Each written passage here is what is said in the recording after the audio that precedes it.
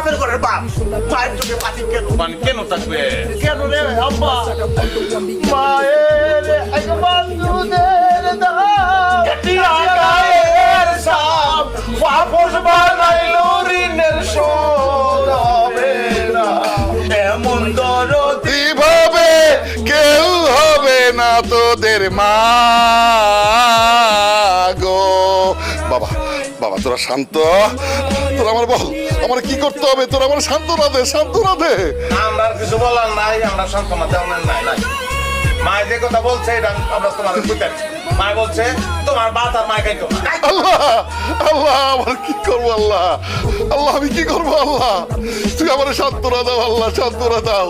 আমি কি বিয়ে করলাম, কি সন্তান জন্ম দিলাম আল্লাহ। চুপ করো আব্বা তুমি এই মুহূর্তে যে আম্মার কাছে মাপ চাইবা আম্মা যদি তোমাকে ক্ষমা না করে তাইলে কিন্তু তোমার খবর আছে আব্বার করে আব্বা আমরা কিন্তু মেরে আলবাম তোমারে কি কস? আমরা ওইটাই কই নালে বুঝে সুপ্তা সেবরার বাপ বাপ হইলো বাপ বাপ হইলো বাপ বাপ বুঝছো? আমরা জন্ম তো তাফতে সেটি করছে ভাই, কোনো অসুবিধা নাই। সত্যতা সবকিছু ভেঙে নিয়ে গেছে একটা এতিম ছেলে। আমার নানা জায়গা দিচ্ছিল, আমার নানার ঘরে সে থাকে, হ্যাঁ তারপরেও সে আমরা বাপ তাকে আমরা অপমান করতে পারি না। শুনো সবকিছুর পরে সে আমার পিতা আমার জন্ম ফলা দিতাম না, কোনোদিন পড়তাম না। এখন একটা বুদ্ধি দেয়, একটা পরামর্শ, একটা সান্ত্বনা দেয়।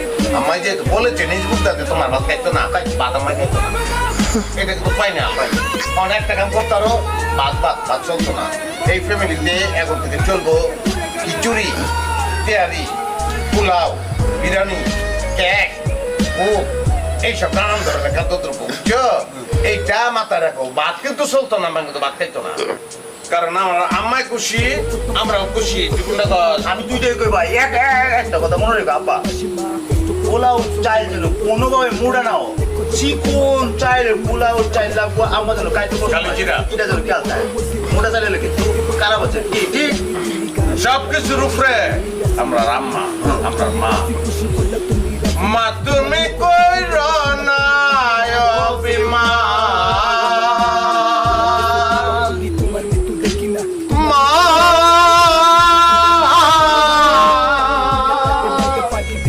তুমি কই না অভিমান,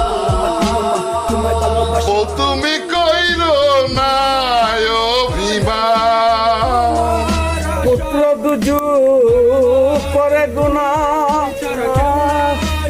মা বলিয়া দে মার জনা পুত্র দুজু করে গুণা